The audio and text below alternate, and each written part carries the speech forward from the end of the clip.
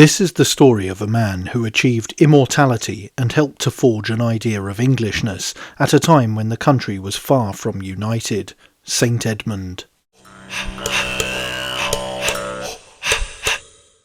Edmund, also known as Edmund the Martyr, holds a significant place in English history and Christian hagiography. His life and martyrdom offer a potent glimpse into the turbulent times of 9th century England, marked by the Viking invasions and the struggle to uphold the Christian faith from the pagan Norsemen. This video will look into the historical context of Edmund's life and reign, the mythology of his martyrdom, and the subsequent veneration and legacy that have kept his memory alive through the centuries. It is believed that Edmund ascended to the throne of East Anglia around 855 AD. His early life is shrouded in mystery, with little concrete information about his background or the precise circumstances of his rise to power. Nonetheless, he is believed to have been a devout Christian, a trait that would define his reign and his ultimate fate. East Anglia, one of the Anglo-Saxon kingdoms, was relatively prosperous but increasingly vulnerable to external threats, particularly from the Vikings. The latter half of the 9th century was a period of intense Viking activity in England.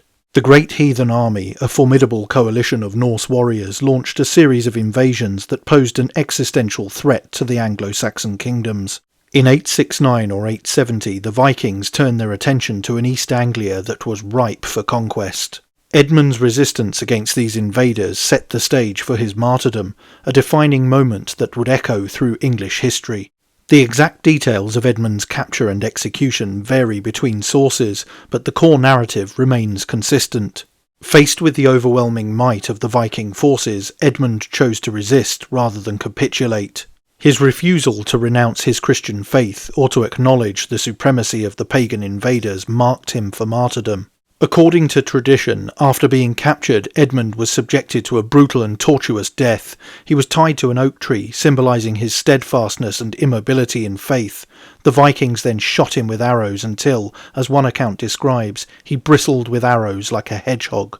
The imagery of his body pierced by numerous arrows became a powerful symbol of his martyrdom. Finally, this Boromir of Beodorixworth was beheaded, completing his symbolic sacrifice. One of the most enduring legends associated with Edmund's death involves the miraculous recovery of his head. It is said that after his execution his head was discarded in a dense forest to prevent his followers from giving him a proper Christian burial. However, when his loyal subjects searched for his remains, they were guided by a divine sign, a wolf guarding the head. The wolf, miraculously tame, protected the head and led the searchers by crying out, "Hic, hic, hic, here, here, here," until it was found and reunited with his body. This alleged miracle reinforced the perception of Edmund as a saintly figure favoured by divine intervention. The presence of the wolf and the miracle of the disembodied head are powerful symbolic representations, harking back to earlier traditions that have appeared in previous stories about gods and heroes. Edmund's martyrdom quickly catalysed his veneration as a saint. His death was perceived not merely as a political or military defeat, but as a profound testament to his faith and righteousness. The spin doctors of the day managed to transform the king's military defeat into something far more powerful.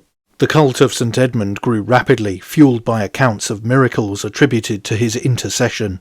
His feast day, November the 20th, became an important date in the liturgical calendar. The most significant site of his veneration was Beodorixworth, now called Bury St Edmunds. Originally a modest abbey where his remains were enshrined, it became one of the most important pilgrimage destinations in medieval England. Pilgrims flocked to the site, drawn by tales of miracles and seeking the saint's protection and blessings. The town itself was renamed Bury St Edmunds in his honour, highlighting the deep connection between the community and their saintly patron. And St Edmund's influence extended beyond his immediate region. He was considered the patron saint of England until the 13th century, when he was eventually supplanted by St George. Nonetheless, his legacy endured through church dedications, place names and cultural references.